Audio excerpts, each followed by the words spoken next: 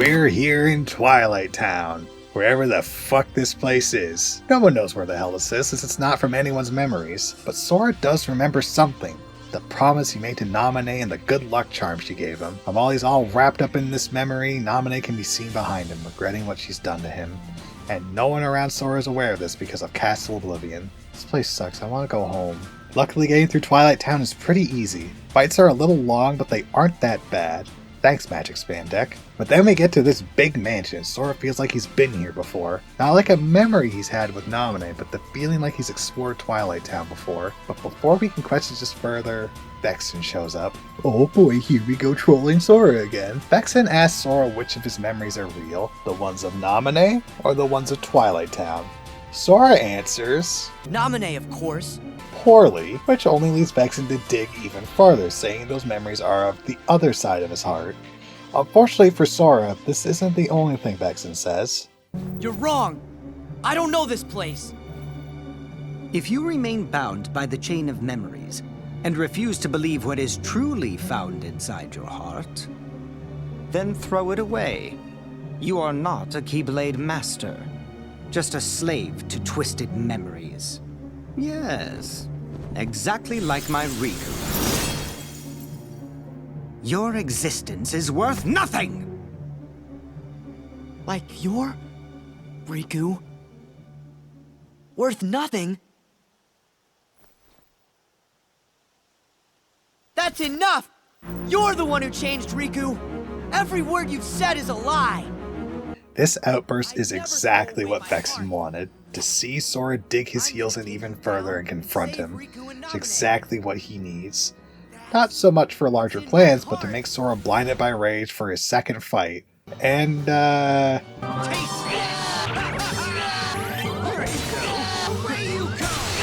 I think it worked. Vexen's second fight is a nightmare. Easily one of the hardest fights in the game. He has tons of 8s and 9s in his deck, 0s, and will spam his Ice Needle Slight any chance he gets. And since I didn't think to use my item cards and slights so that he couldn't break them easily, I got my ass handed to me due to my lack of cards a lot. Remember how the AI can shuffle cards faster than you? Watch this. Oh, of course! The one frame reaction with a 0. That's AI for you. Very fair and balanced. Yep.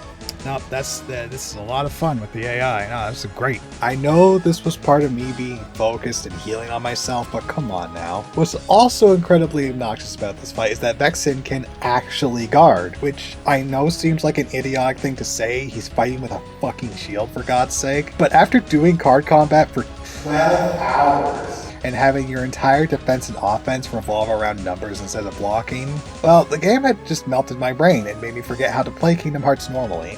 I just could not fathom him being able to do this. Moving on, we kept to the Sonic Blade strategy, plus some uses of Goofy whenever he was available. We also kept some zeros on hand to break his big slice, though I wish I popped Zank Tetsuken. It might have helped a little bit, since it would have taken out a lot of his big cards. Though he does have an elixir available, so who knows, it might have just reloaded them anyway. I don't know how this works for enemies. Can I, get a moment here, dude? Wow, fucking instantly, huh? Alright, no, come here. Oh my god. I've never wanted to give somebody a wedgie so fucking bad in my life, but good job, Vexen, you did it. We got Vexen eventually, but it came down to the fucking wire.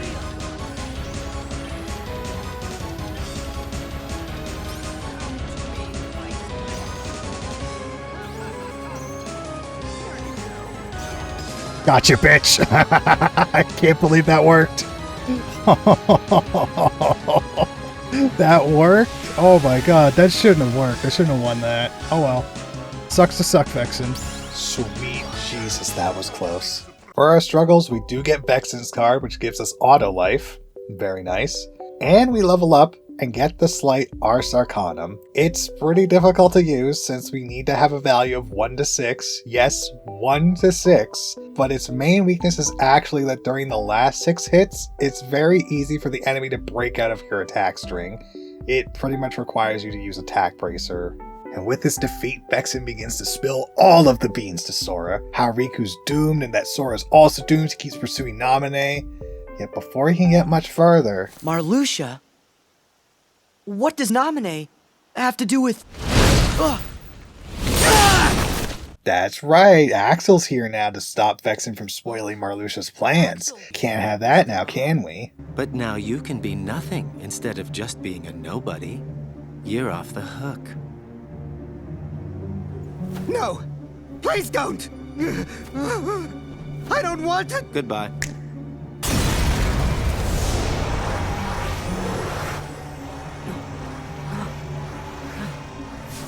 What are you? What are you people? Sora's reaction to this is great. I love the expression of pure shock, followed by him demanding an answer from the man that just killed one of his own comrades. Sora's seen some shit, let's not deny that, but this is completely different from what Maleficent and Ansem would do. Your organization, whoever they are, do not screw around and are totally merciless to even their own. And Axel, who takes a second to respond, can barely look Sora in the eyes when he does this. Don't know. I wonder about that myself. Makes me wonder if everything Axel was saying before he blasted Vexen into the future was just to hype himself up to go through with it. I know he had to because basically he guided Marluxia to doing this, but still. Again, another solid scene in my opinion. Just wish I didn't have to get turned into a Sora-shaped ice cube like 5 different times to get here. But we're already done with Twilight Town. Yeah, the first few worlds are pretty quick. Kinda nuts, actually. And in the castle, Marluxia and Larxene congratulate Axel on passing the willing to kill another organization member test. Congratulations! Now you can join the gang for the big coup and use Sora and Naminé to take over the organization. Marluxia and Larxene start threatening Naminé to continue messing with Sora's memories to make him their perfect little puppet. However, you know who isn't doing that? Axel. It's almost like he doesn't want to abuse a child. As for Naminé, well, she's really not doing great. Even if you come for me, what then? She's going through a lot of interpersonal turmoil, and it shows in just a few lines she says in her gripping the sketchbook tighter. And as for Sora, Riku's come to greet him again. Even though Vexen's gone, Riku's still going to protect Naminé. After all, they made a promise when they were kids. A promise and story that sounds identical to the one Sora remembers. If a shooting star comes this way, I will protect you. You made a promise with a toy sword. What? How do you know about that? Sora even pulls out the good luck charm Naminé made for him. Yet right as Riku is about to freak out, he gets the Wumbo headache and pulls out his good luck charm from Naminé. That must be a fake. I've got the real one right here. Well, 2 of them? With the declaration that all fakes need to be destroyed, it's time to fight Riku. Again. And he's far easier to deal with than Vexen. I just straight up bully him in this fight. You fucking fool.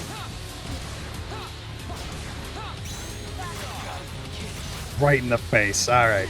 Pop this bad boy. Back to Sonic Blade. This is so much easier than Vexen. What the fuck is this? Get dunked on. That was so much easier. After getting humiliated that badly, Riku runs off again, dropping his good luck charm. You fucking dumbass. Didn't you want to protect that? We take it and... Oh hey, look at that! As Sora goes upstairs, Donald and Goofy stop him. Sora's been acting strangely since he's gotten to the castle. He's been obsessive about Naminé. Didn't even know who she was until he got there, so why does he care about her so much? However, when he's asked to slow down and think about it, Sora responds like this. Think ahead? What is the matter with you guys? Do you want me to abandon her? No, that's not it. Then do whatever you want.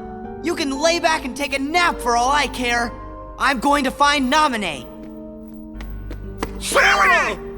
Sora explodes, letting out all of his anger onto the pair, accusing them of leaving Naminé behind. Obviously, that's not what they mean at all. They'll still go save one of Sora's friends, but they're concerned about him. But Sora's emotions and memories are so compromised that he can't even see that. And with everything happening in such rapid succession, Sora's barely been given time to process what's been going on, resulting in him lashing out. He even screams at Jiminy, which, I mean, that's justified, but it shows how stressed he is. Then we have Axel and Naminé hanging out. Points out that Naminé is the only one that can fix what's happening to Sora, but she's trapped in this room, guarded by Axel. Except, Axel doesn't give a shit about guarding Naminé. Say, Naminé, have you noticed Marluxia doesn't seem to be around? What are you saying? Just that there's no one here who would want to get in your way.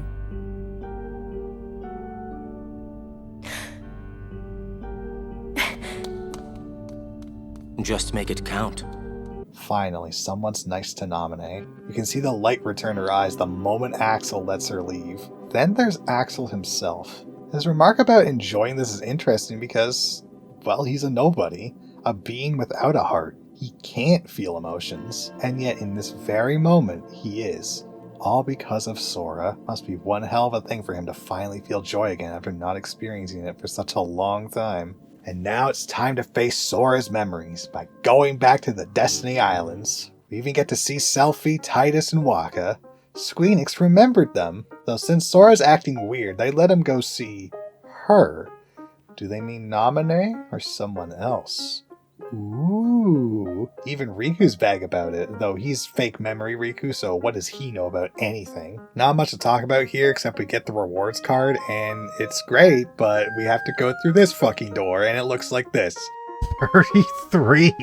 Was someone on the team just obsessed with the number 3? It is worth it though because we get the Mega Elixir unlocked. Best item card in the game, this bad boy able to recover all of your cards, including the unreloadable ones. And it resets your reload counter. Too bad it dropped with a value of 1, but it's fine. And now it's time to fight Darkseid again. That's right, he's back again for his union required beating, this time with the flavor of magic. What the fuck? Okay.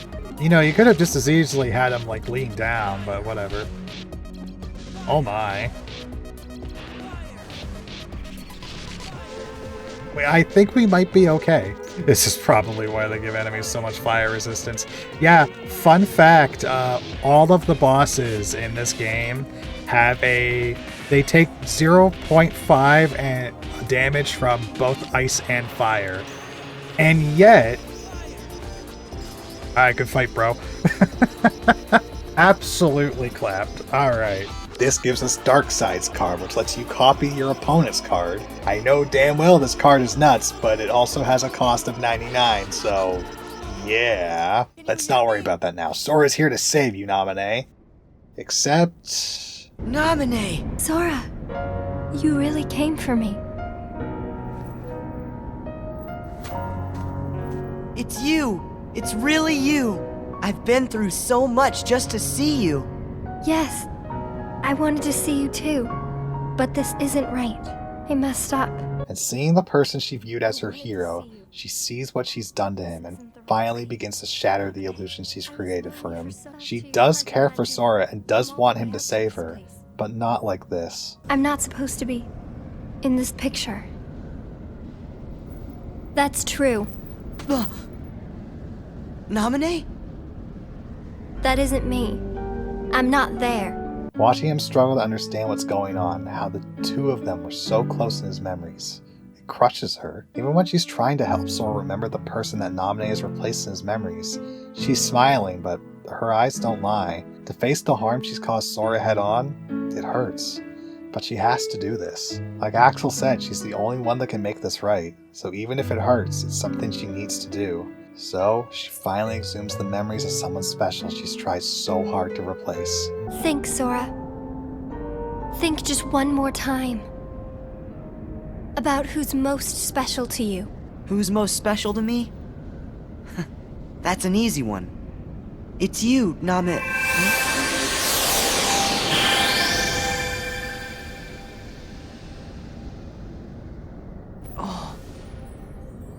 And continuing the conversation in Castle Oblivion, Sora asks Naminé who's the girl he forgot about and why he can't remember her. But before he can get an answer, Riku's back. That's right, he's here for one final rematch. He might beat me the first time, but then I realized something.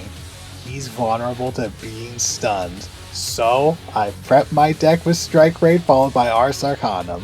The preceding footage should show you why I spammed Ars Arcanum until the very end of the game.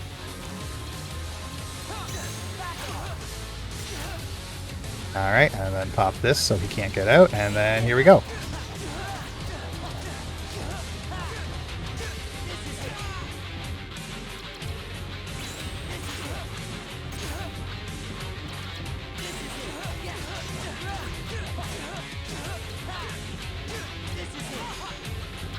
Alright, that's half his health gone in one go.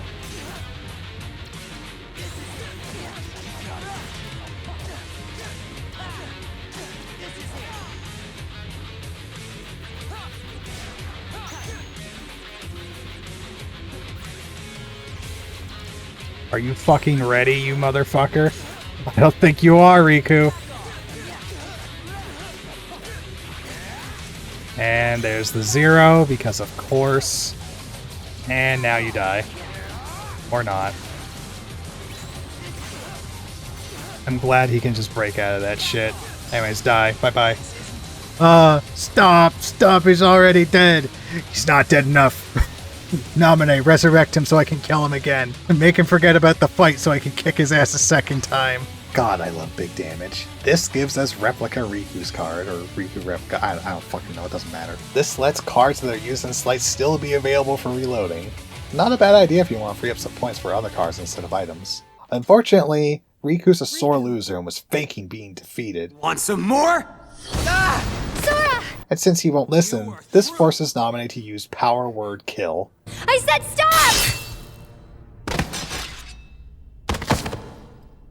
Okay, he's not dead. In fact, Larxene comes in to tell us Nominate quite literally broke Riku's heart. In fact, this is where Sora gets to learn that that's just a replica. I mean, we've known for a while, but, you know, it's important for him. Oh, what to do? Quit the games! But now we finally learn Nominate has the ability to alter and create memories. That's what she was ordered to do for both Sora and Replica Riku. And since Larxene has discovered that Axel betrayed them with Nominate, well, it's time to just fucking kill Sora. But Nominate's here to save the day. Don't! Huh? It's a little late for the witch to grow a conscience. I should tell you that I'm in an extremely foul mood. Thanks to you, all our plans are ruined! I'm sure I don't need to say it, but Larxene has no regard for people around her, treating everyone like her toys. Makes me wonder if she just joined the coup because she thought it'd be more entertaining. There's not much else to dig into her because I'm gonna be honest, she's pretty shallow. I know y'all simps don't want to hear this, but like, what else am I supposed to say about her? She ain't got no character here, she's just a big bitch. But back to our confrontation, she taunts Sora even more, saying that he shouldn't care about Naminé since his promise to her wasn't even real. But Sora of course still wants to protect Naminé, real promise or not. Though considering Larxene shattered about 13 of his ribs, I don't think he's in a position to do much. You're going down alone!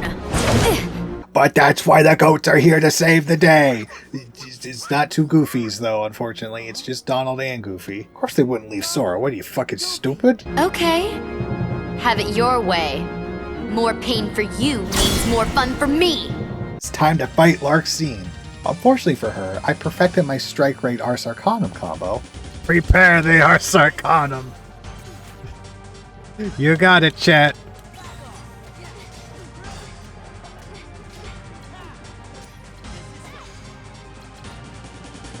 No, I don't think so, Larxene. Yeah, this is a fair and balanced fight.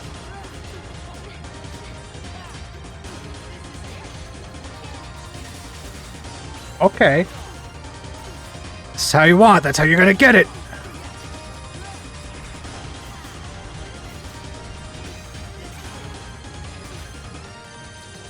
It's Morbin time.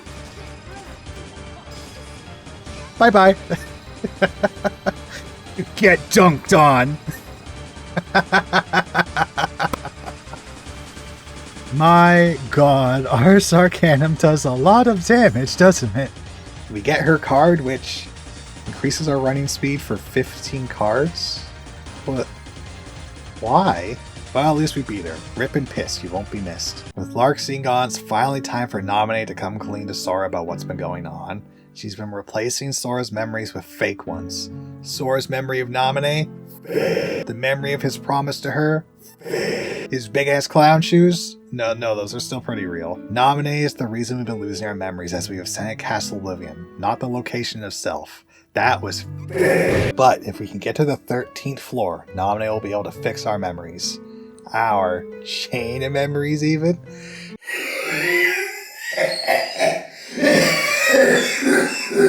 Naminé had done this all because of Marluxia's manipulations, since he threatened to lock her in Castle Oblivion forever if she didn't do what he said. Yet, despite all of this, Sora's still going to help her. That's just the kind of boy he is. It's like this. I'm really not happy about you messing with my memories. But, you know, I can't really get mad at you for it either. Naminé, if you cry now, I'll feel guilty, like I let you down. Naminé saying she doesn't deserve help breaks my heart. Obviously, it's because of her guilt from changing Sora's memories, but it's more than that. It also stems from the abuse she received from Marluxia and the other organization members, and because of this abuse, she views herself as undeserving of happiness. Thank God our boy Sora is here to help. Speaking of, Sora and the duo try to remember who they forgot on the islands. Spoilers, it's Kairi. But they decide to make a promise that they'll always be friends. And now it's time to get through the final floor of Castle Oblivion.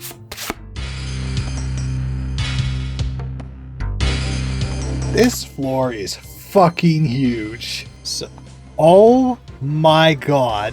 Square, what the fuck? And not only is this floor huge, but it also comes with the most fun enemy, wizards. You know, those heartless that are completely immune to magic. Oh, and of course, there has to be a wizard on this floor, because God is dead. Yes, I too really want every single encounter on this floor to take twice as long as it normally should. Thank you, Squeenix. Well, we're here nearing the end of the game. Let's talk about our boy Sora. Sora's flaws are highlighted in this game amazingly. Like back when he remembered Naminé, he felt so bad for getting one of his friends, even if they were false memories, because he cares so deeply for those around him. And Sora is easily manipulated by people because of these false memories.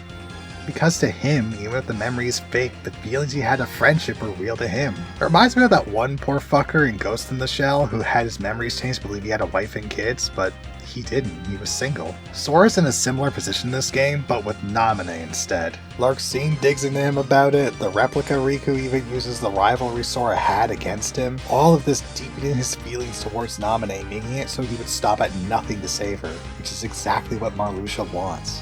Sora is a good boy, but his good boy nature to save those close to him can make him a puppet of the organization or anyone else that wants to manipulate him.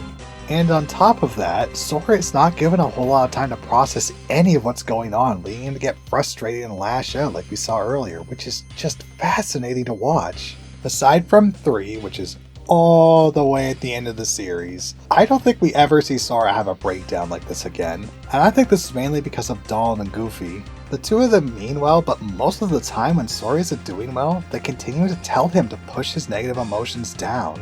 Best example of this is right after Sora dealt with Replica Riku for the first time. He's completely heartbroken, and what did Donald and Goofy say?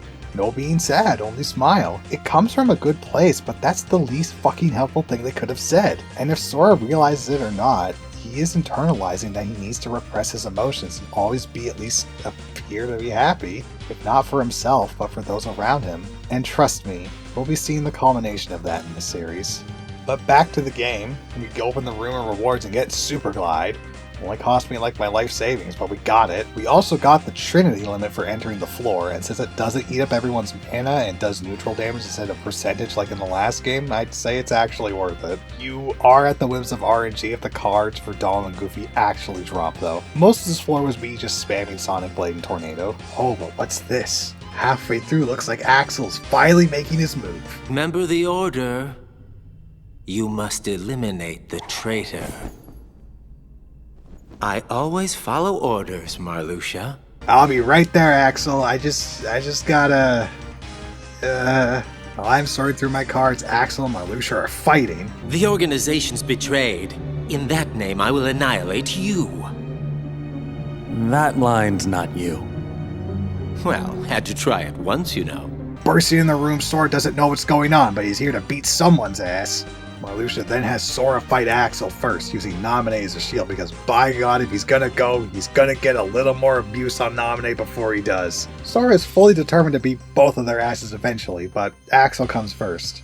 Now, Sora, we've got more in common than you might think. I'd really rather not fight you.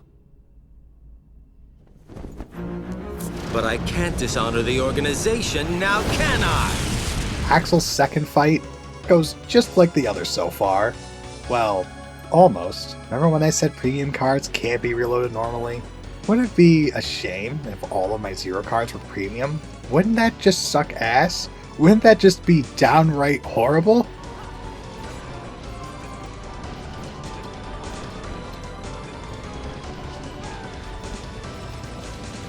Where are my Zeros? Where did they go? What? They're supposed to be there. What the fuck? I didn't use them in a slight. Where'd they go? Bullshit. Yeah, I was not happy about this, especially since, let me reiterate, the game doesn't tell you how premium cards work. Run it back, we beat Axel on the second attempt. He just smack you for 40% HP with that? Yeah, welcome to Bosses in Kingdom Hearts. Enjoy your stay. Or don't, because you're dead. In that case...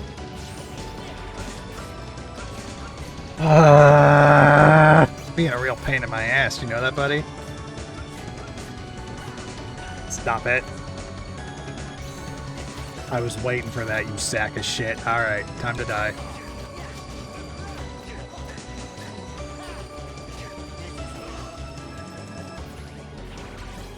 I still got the effect off Axel, I win. Strike Raid. Okay, Strike Raid.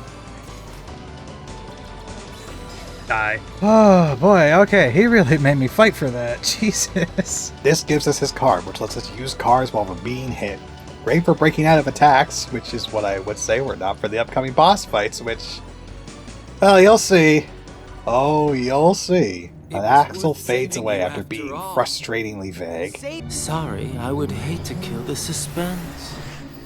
Axel! Bye, Axel. Time for us to leave the floor and hit the penthouse suite by going all the way across the map. Until I was getting really sick of this game from my reaction to seeing the floor exit. Okay, I probably walked one room. Oh. Let me out. Let me out. Marluxia, I'm gonna kick your ass. Come here. Even though he's cornered, Marluxia has one last trick up his ass. Naminé. Erase Sora's memory. Yeah, that'd be pretty bad. And look, Sora, I love you, buddy. I really do. But if you have literally no memories, I'm not sure the power of friendship can help you much. Your heart will no longer be able to feel or to care. Just like Vexen's pathetic imitation of your Riku. Take another guess. Luckily, the power of forced friendship saves the day. That's right, baby. Replica Riku is here to save the day. Because even though Naminé erased his memories, he still remembered his promise to Naminé. Even if it's fake, he's fake too, so fuck it, we ball. Marluxia is not pleased with the power of friendship power. Imbeciles.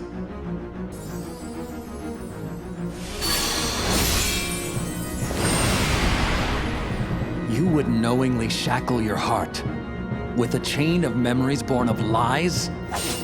You would be one who has a heart, yet cast aside your heart's freedom? You turn from the truth because your heart is weak. You will never defeat me! Alright, Marluxia's first fight. Well, on my first attempt I was using the wrong deck, but I was able to humiliate him a little bit. Can I spin him? Yes! Yes! Yes! I don't care if I die. You can't kill me in a way that matters. This is a scary fight because the man uses a single card and does all this shit. He also loves to teleport, and he has the double sleight effect, which lets him use sleights twice in a row. Bring your 0 cards, for the love of God. I am still screaming at myself for not using Santitsuken at this. Like, just god damn it. I really wish I used Santitsuken more. Like, now that I know how it works, I am fucking dying that I didn't use it at all. This fight took me 4 attempts to beat, and I was crashing out during the 3rd. Oh god! God damn it! I fumbled. Oh, it was still going. Alright, well, this run's dead, guys. Alright, great. Ironically, this isn't even the worst of this game and made me crash out. You're gonna see that soon. The best advice I can give is that if you get sucked in one of these tornadoes, you can still play cards while in them. You don't need Axel's card for it. Just hit him back. But 4 is the number of death, and that's what we do to Marluxia. Oh, thank God.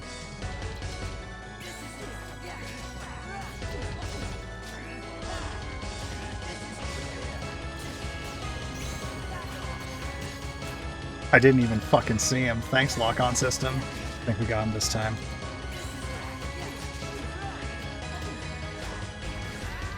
Oh yeah, that just breaks everything, huh? That's seems legit to me. Come here. Take your lumps.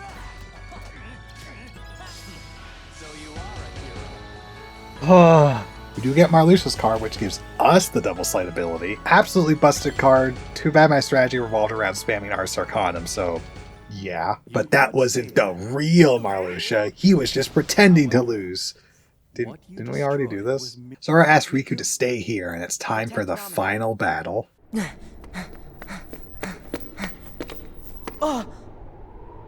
Soon the emptiness will shatter your heart. Here in this world of nothingness.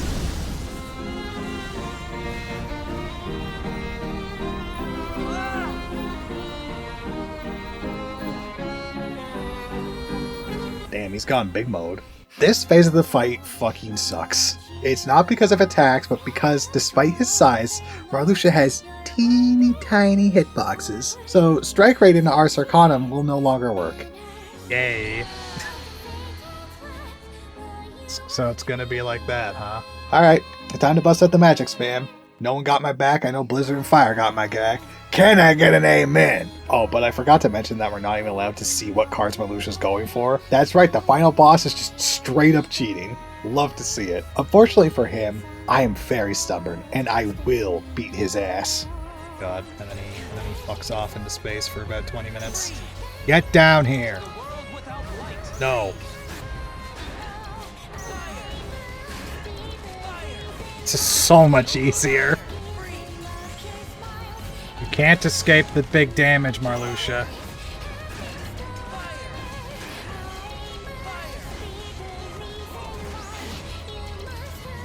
Watch this.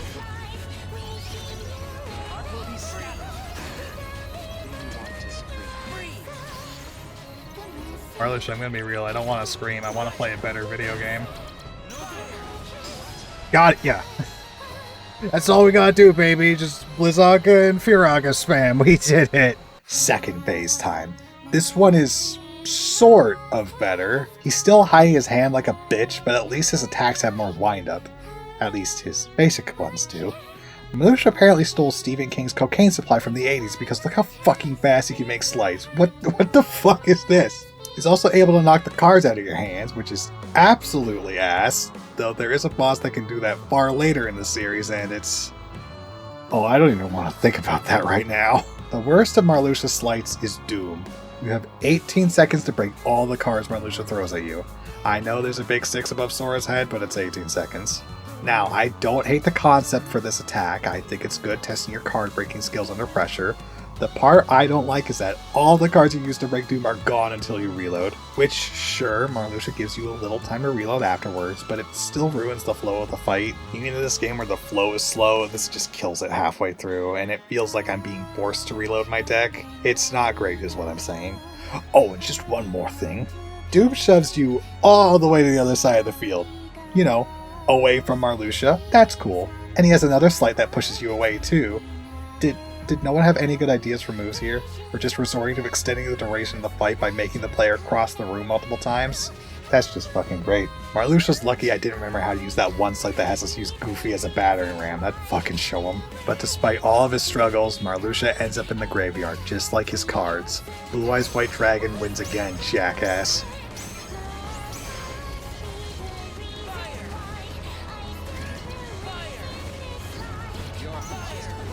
When you see the devil, tell him I'm coming for him next. Oh my god. But he is a gamer. That was the worst experience ever. With this defeat, we lock Marluxia in gay baby jail forever. Yeah, see you later, fuckface. You just get to stay in there and be cringe forever. Replica Riku's about to wander off since he's in the middle of an existential crisis, but Sora believes in him. I mean, if he's not Riku, he's still his own person. That's all that matters. You are you, and nobody else. You have your own heart inside you. Those feelings and memories are yours, and yours alone. They're special. But Replica Riku just can't see that himself. He knows Sora's feelings are genuine, but he has to find the answers himself. So he goes to seek them out. Now it's just Naminé and the gang, and she says she can fix everyone's memories. Except since memories are linked together with a chain even, she has to undo the memories she's created in Sora to fix his original memories. However, that will result in everyone forgetting what happened here, including what we did for Naminé. So she gives Sora a choice, either stay as he is, or go back to his old self. You can lose your memories of this castle and reclaim your old ones. Or keep your memories here and give up the memories that you've lost. Do I have to choose? Yes. Make me like I was. Oh, okay. Nobody needs to keep a bunch of memories that aren't real, right? You want to remember all of the people who are really important to you. Anybody would choose that. This little moment is great. Naminé looks away from Sora as she presents the choice to him.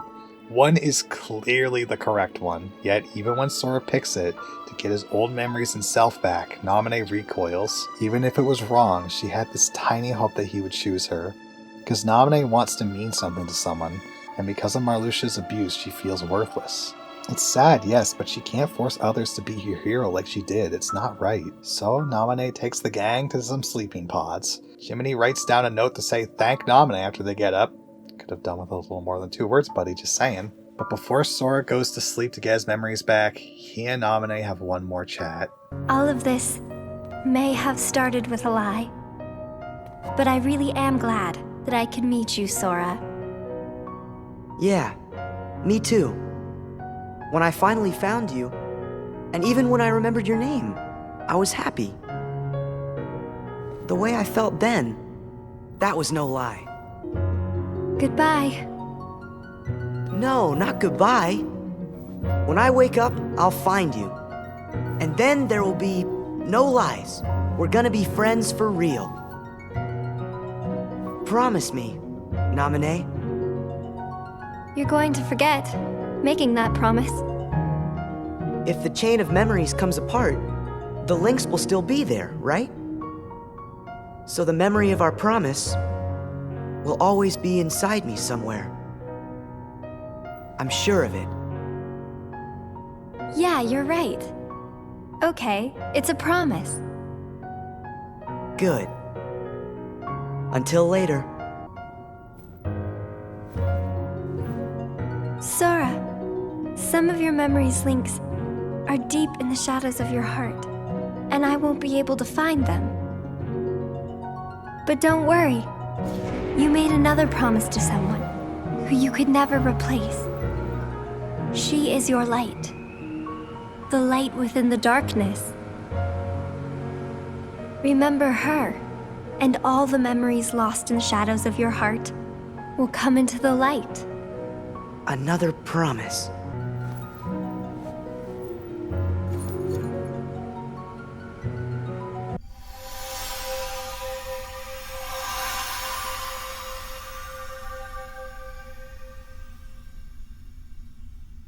Kairi!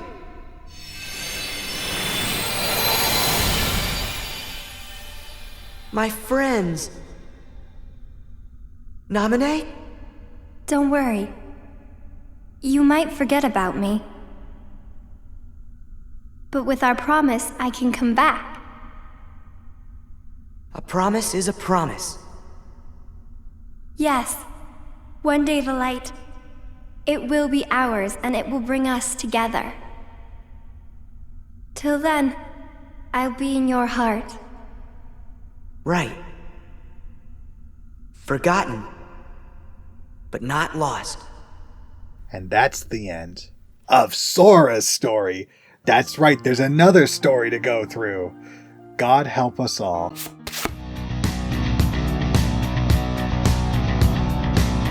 Okay, Riku, wake the fuck up. We still have to go through your story. Where am I? Riku is trapped in the realm of darkness, despite it not really looking like that.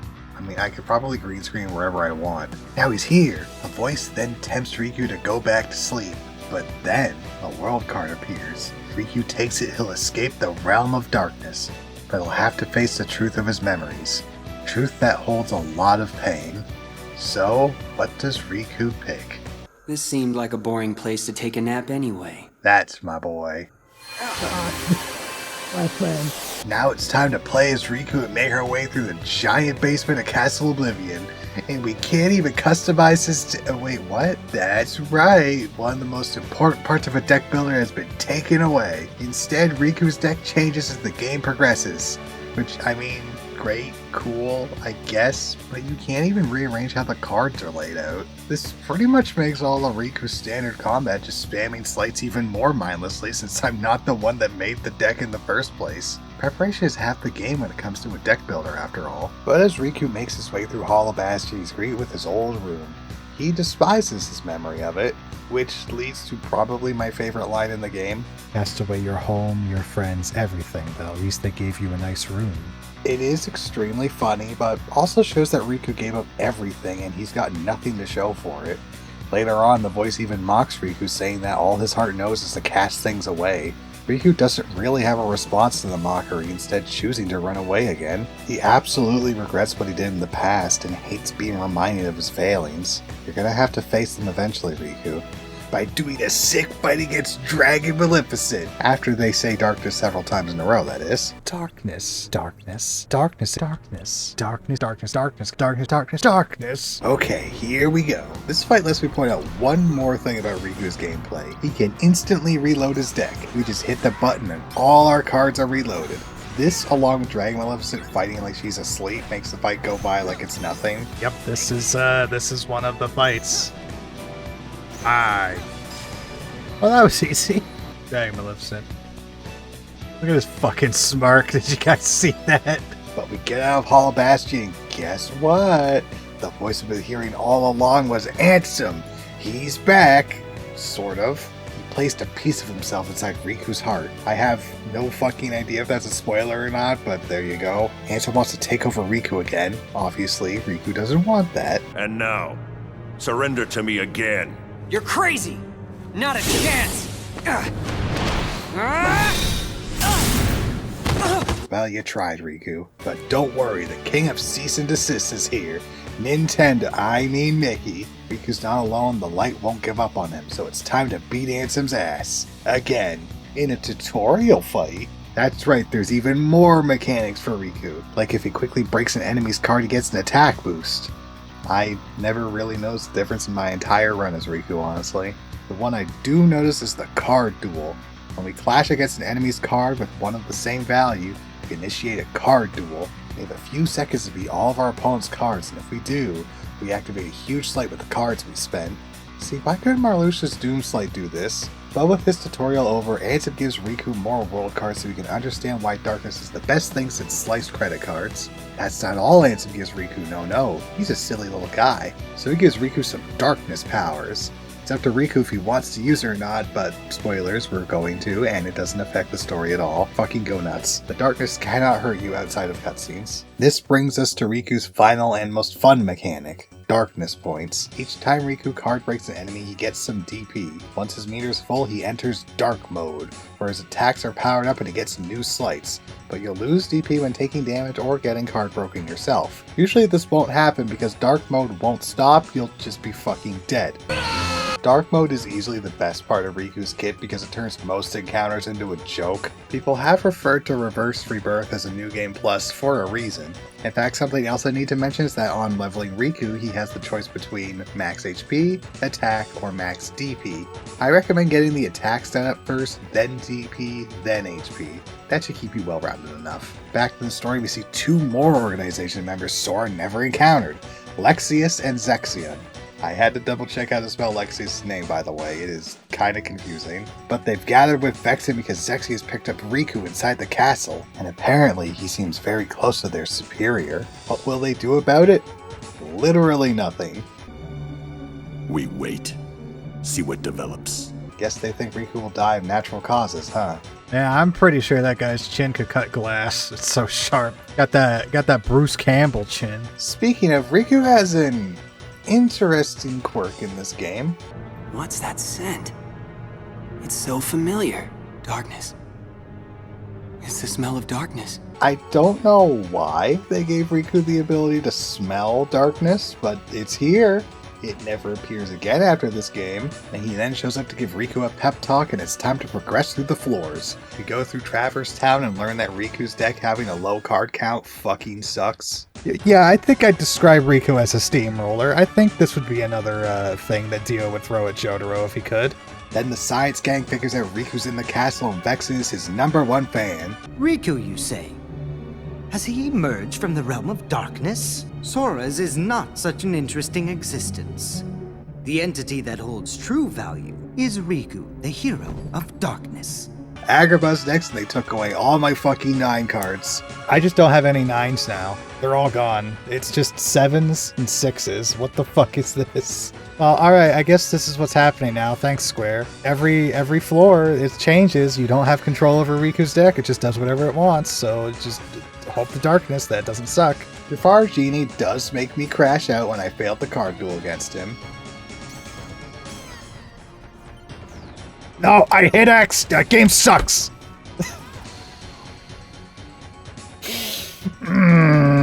But we beat him and now Riku gets to meet Vexen. He even tells us that his boss is kinda sorta Ansem, but not really. By which he means he's Ansem's nobody. Ooh. Riku is absolutely not having it. Riddles were never my thing.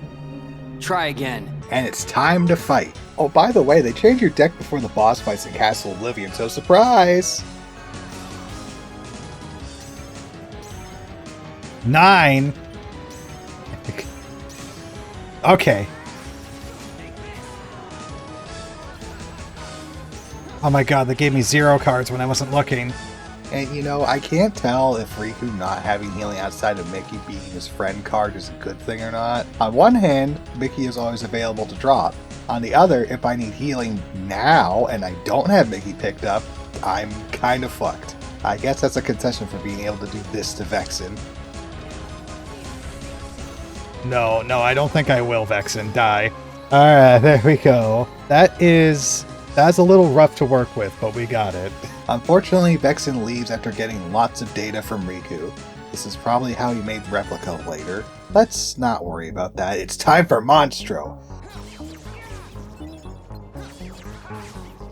Damn, we really just shred through enemies. It's fucking great. Parasite Cage would be annoying, but it's not that bad. We just hit him with the I know what you are, but what am I maneuver, and that's that. You then get to see Lexius and Zexion going, yep, we know what's going down. Still gonna do nothing about it, though.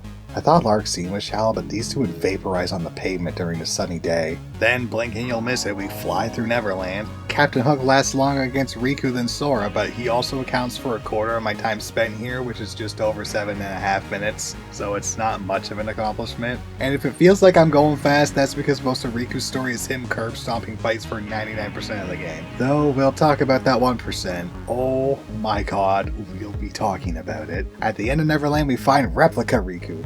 I'm just gonna call him Replica now because we gotta talk about him a lot going forward. There is one easy way to tell us apart, though.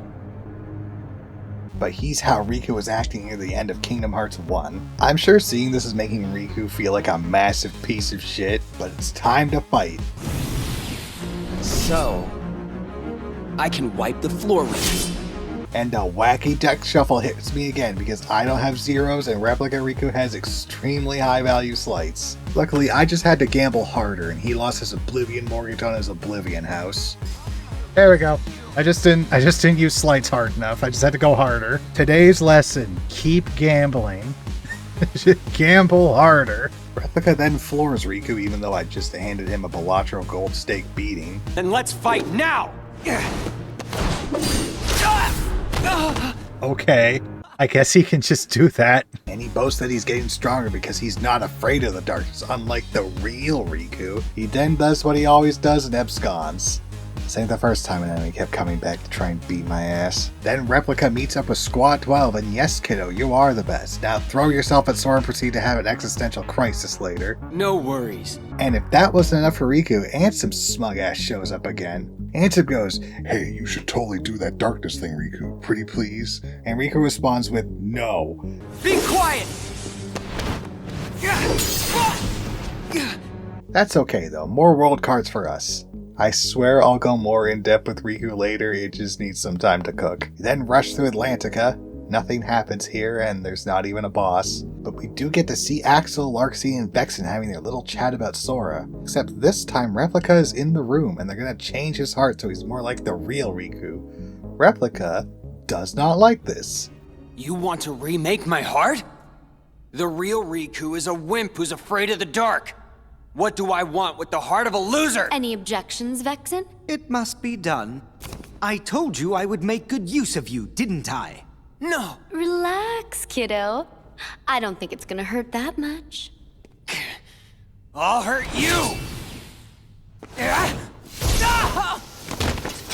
Instead, she will implant the loveliest little memories you could ever hope for.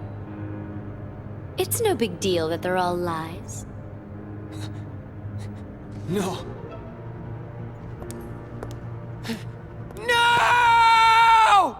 He's not doing so hot now, is he? This is interesting because with Sora, Replica acts more like a simple antagonist, but during his encounters with Riku, he's boastful, embracing the power of darkness. And when Vexen decides it's time to change Replica's heart, he starts panicking. He wants to be his own person, not anyone else. And with the threat of his individuality being stripped away, he tries to fight back and even screams when Larxene approaches him. I find Replica's character development during Reverse Rebirth interesting because it deals with this game's theme of memories in another way. Let's talk about while we go through Olympus, yeah? Memories are a part of what make you, you. Everything in your life you've experienced, every story you've read, movie or show you've watched, foods you've eaten, all this is part of your memories. How you've reacted to them, how you felt, that's part of what makes you an individual, and it shapes you going forward. Whether we're aware of it or not, memories shape us, and we can see how people messing with them change us so drastically. Like with Sora, he became a completely different person as he traveled through Classical Oblivion while Naminé tampered with his memories.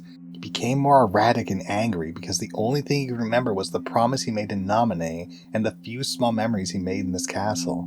Now, Riku isn't going through a similar deal. He actually wants to look away from his memories because he feels ashamed about what he did, which does shape him as a person too, as he's now seeking to redeem himself and fight against the darkness instead of with it. But then there's Replica. While he's Riku's total opposite and probably do anything the darkness asks of him for $20 behind the nearest dumpster, he treasures his individuality. As I said, he wants to keep that safe and will fight for it, which is something we don't really see with Sora because there he's already been stripped of it to be another tool against Sora and nothing more. Yet he still remembered his promise to Naminé even when his heart was shattered by her, though in a way, that's still not him, but that's definitely analysis for later in the story. Anyways, how's Hades doing? Perfect. Now we get to see how Replica's doing, and yep, he's a good boy who'll protect Naminé no matter what. But we get to know a little more about Naminé and why she can't make Sora completely forget about Kairi. It's because she's the shadow of Kairi. What the fuck does that mean? Well, if you remember what Ansem said in his notes, the empty shell of a body, once it loses its heart, doesn't disappear. It becomes a nobody somewhere else. Except Kairi never lost her heart and became a heartless like Sora, right? Well, yes, but actually no, kind of. When Sora released Kairi's heart from himself, this also created Naminé, even though Kairi's body was right there, and Namora, what the fuck? This isn't even the worst mental pain in this series, but it's still confusing enough that I had to explain it. I am so scared to talk about the future games, y'all got no idea. We blast through Wonderland and Lexius and Zexion say Vexen is fucking dead. Oh yeah, he is. So what will they do now? Can't touch Sora, so it's time to go after Riku. After several hours of doing nothing, finally, Riku's still convinced that if he gets through this, he'll be free of the darkness. Yep, totally, Riku. Halloween Town's next, which also brings the living shitbag Oogie Boogie back, and yep, fight still sucks. Here we go!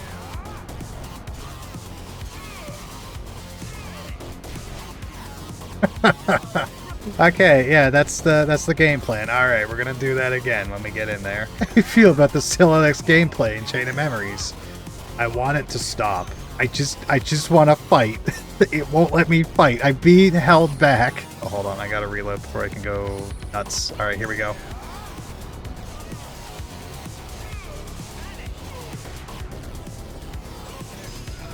Alright, we did, we got him. But now we see Lexius face Riku. He calls Riku a little bitch for not using darkness, even though that's what I've been doing the whole time. Look, Lexius looks and acts like a rock. What do you want from me? Time to fight! I was worried about Lexius being difficult, but not really. He's a rock, but one of those shitty ones that falls apart when you put any force onto it. Alright, Lexius, it's Morbin time. You know what that means. I better not catch you lacking. I better not catch you lacking. I caught you lacking. Dude, that attack is so fucking shit. Here we go again. This one I might lose because I didn't reload. Nope, I had Mickey. You were okay. Riku Gaming. 10 HP bars, huh, chat? You were worried about that? I just got 3 levels out of that. You do get Lexius' card, which says you can obliterate enemies with a combo finisher. Except it only works 2/3 of the time, and yeah, I don't get it. It's a card. Sadly, this is one of those winning the fight, losing the cutscene scenarios, which is fucking great. That's because we need Riku to give into the darkness, then instantly kill Lexius with a nothing personal, kid.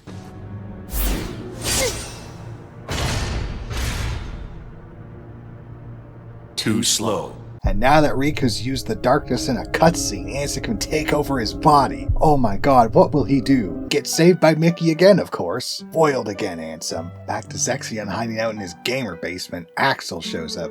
That's right, he's not dead. The two of them decide that Riku needs to be dealt with, even though it might just be a better idea to cut their losses and leave. But hey, I'm not either of these characters. I'm just a guy with bad knees sitting at his computer talking about a game from 2007. Zexion then shows up and tells Riku Marluxia's dead. The time frame of Riku's story makes no goddamn sense. 20 seconds ago they said Axel was beaten and now Marluxia. What the hell's going on? Zexion reveals Sora's in the castle, but since his destiny is the Val of Darkness and that's still inside Riku, he'll probably hit Riku with the Yabba Dabba Doo. But if Riku wants to check in on Sora anyway, Zexion tosses him the Destiny Island card.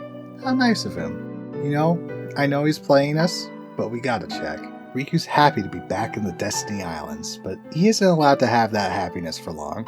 All of Riku's friends disappear. And whose fault is that? Why, it's Riku's. At least according to Zexion, who's really here to rub in Riku's failure. Because of what you did! You hated being an islander, so you opened the door to darkness and destroyed the islands. It was you! He even makes us fight Darkseid again, saying this is what Riku really is.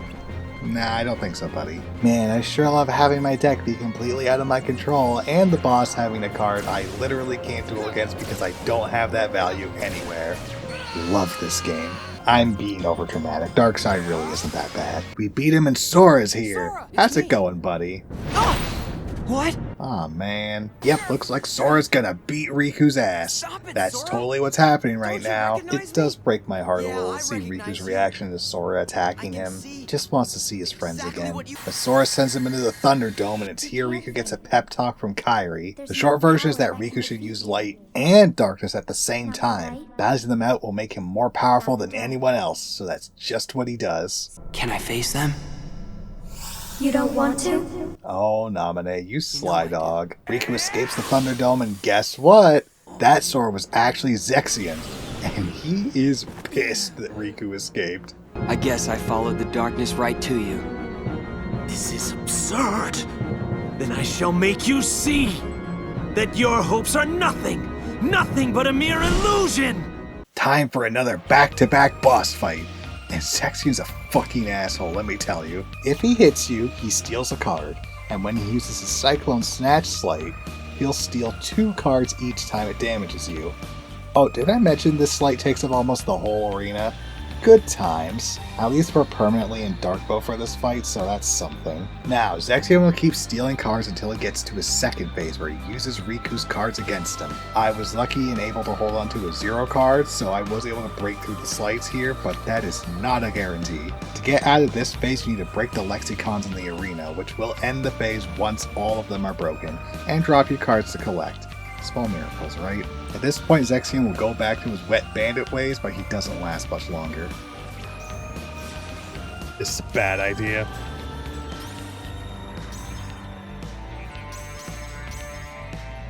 It won't let me play that card. Alright, whatever, die.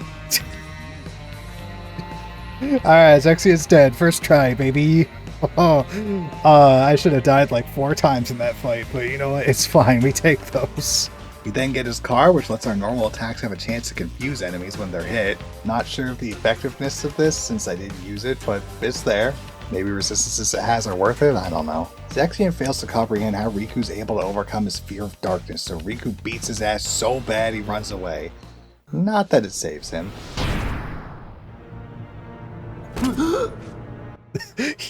Bro knows he's fucked. Oh, false alarm. It's just Axel with the Riku replica. Wouldn't you like to be real? All you need is the kind of power that the real Riku doesn't have. You won't just be a copy of someone. You will be unique. Your own self. Oh, never mind again. Zexion's still fucked. If only he wasn't so good at his job. Sorry, buddy. Time to be pissed off. In hell. You just found out way too much. Meanwhile, Riku's just chilling and Ansem's back to talk shit. Though he's got a little more power than expected. Can't move. Luckily, Mickey's here to save the day once again. He's even here in person, and he has a shirt now. Whoa! That tickles! Oh. I'm okay. Don't worry. I've been alone so long. And having someone else around is a little overwhelming. But to progress, they have to go through one more world before reaching Castle Oblivion properly, Twilight Town. And going in, Ansem challenges us. Except something's off. Finally ready to surrender to your fate? You're not the true Ansem. Your scent is different. What is with this game and The scents? Ansem in my heart What the smells fuck? darker. Does everyone just have like a scented candle in their pocket? Like, what the fuck's going on? Yep, there was a fake Ansem all along, guiding Riku forward. This guy, Diz, that is the correct spelling of his name, by the way, and yes, he is voiced by the late Christopher Lee. Diz, or so I am known. You, I've watched you all along. This is even the craziest voice actor pull in the series. Just wait until Birth by Sleep in 3. Back on topic, Diz says that Riku's special because he's in between light and darkness. I assume he's meaning that Riku's using both light and darkness, not that he's a nobody, he's not. But then Riku will have to meet Naminé and choose. What does he mean by this? Hey, you'll just have to find out, bye fucker! Now it's time for the final areas of the game. And,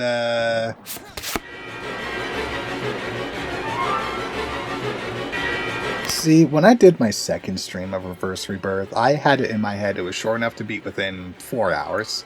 That did not pan out, but I kept going anyway because past me was very, very stubborn. Getting to this floor, I was starting to become exhausted. Riku's gameplay, while it has more mechanics, doesn't mean it's more interesting than Sora's. At this point, I just wanted the game to stop.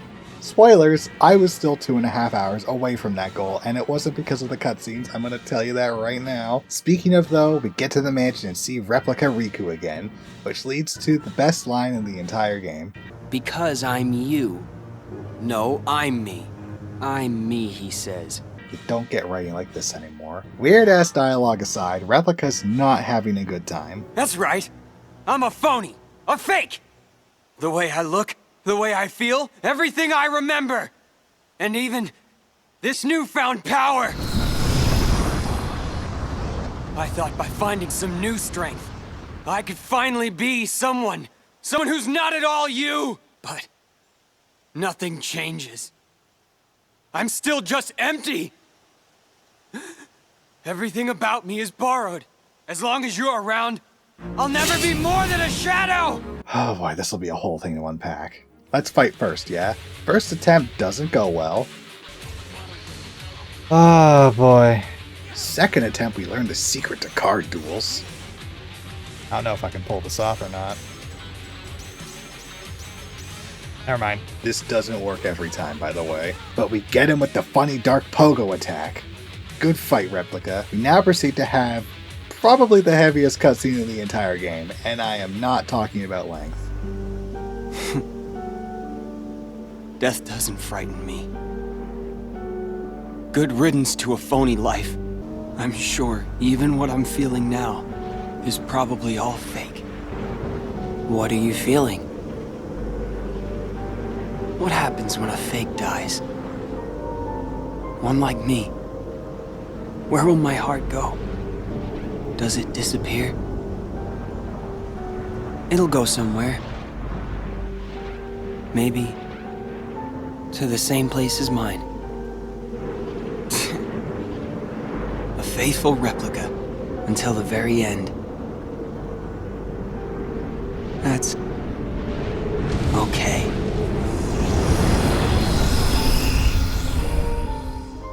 Our boy Replica has been through it.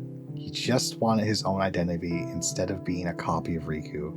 And after being manipulated by pretty much every organization member in the castle, the few people that actually treat him well, he abandons. He then goes up to Riku and tries to beat him, but then dies with the two of them having a conversation about what happens when you die. God damn, Nomura must have hated you, dude. But in a way, Riku's saying Replica's heart will go where he does comforts him. Perhaps it's because he's finally accepted that you can be similar to someone and still be your own individual.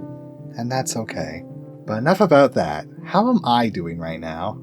I sent it to Mary today. It's just like, what was the thing, Mary, where it's just like, if you say this, you know, it's like, if you say I'm living the dream, that's code for I wish I was dead right now. Is that what we're at today, guys? Yeah, not doing so hot. And it's gonna get worse, so just you wait. I named this chapter Pain for a reason. Now then, we finally get to see Naminé and Sora in his big egg. Naminé even offers to remove Riku's darkness by erasing his memories, just like she did with Sora. This way, Ansem can't take control of him again. However, Riku chooses to fight Ansem head-on. This was a very poor decision. Not for him, but for me. Naminé does ask why Riku's accepting her help, and his reasoning is... I knew when I met you. You and Kairi smell the same. Nomura, what the fuck is up with this? Anyways, Riku leaves after being weird as fuck and we meet up with Mickey and Diz. He's still being mysterious. Who are you? I could be nobody. Or anybody. It is up to you. He gives Riku one of the black coats the organization members wear. That way, once he leaves, they won't be able to actively track him, and it'll protect him from the darkness. But we gotta fight Ansem, so Diz tosses us the Castle Oblivion card. Mickey promises to help Riku, and it's time. It's time for maximum pain. See, I don't give a shit about the final floor. It only lasted 10 minutes, who cares? But Ansem? Oh my fucking god.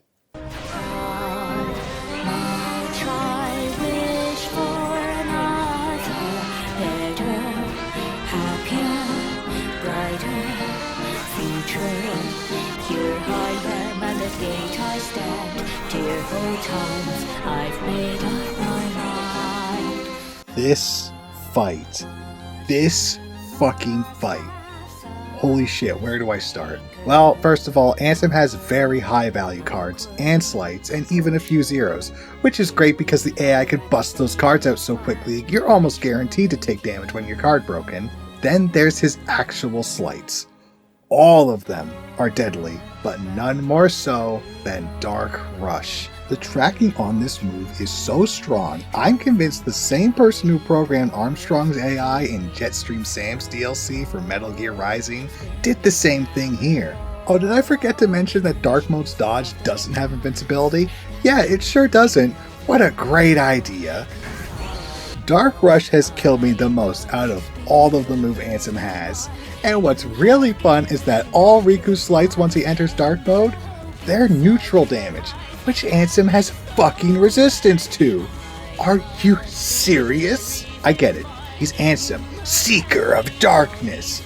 But come on. Oh, and he can hide his slights. I'm gonna be Army of 240 a day with you, that doesn't fucking matter. It took me a goddamn hour to beat Ansem, and you can see my deterioration as the hour dragged on. I was not a happy camper during this fight. In some games, there's one part that actually makes you hate it. Don't worry, I've hated this game for a long time. It's just that this part fucking sucks the most. Like, we didn't even take this long to fight Marluxia, and his fight was a huge pain in the ass as well. The fucked up part is, this isn't even the last time in the series Ansem does this to me. Riku's just like me for real. But, after I'm declared God's greatest struggler, we rip victory from Ansem's cold, dead hands. This is abysmal. This is terrible. This is very, very bad.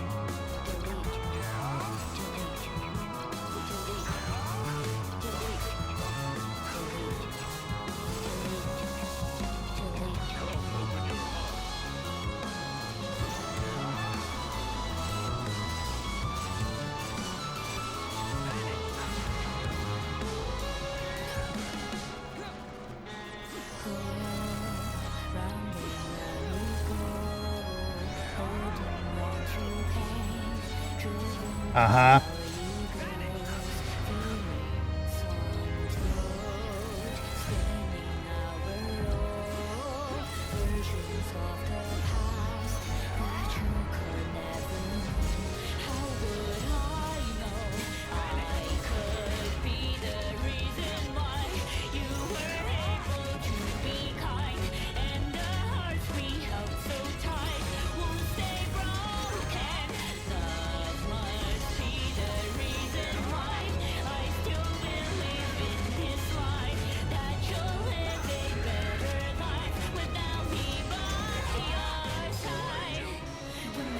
It's over. It's over. Go fuck yourself, Ansem. Oh my god. It's over. The pain. Ansem explodes after he says he'll be back, then Mickey saves Riku.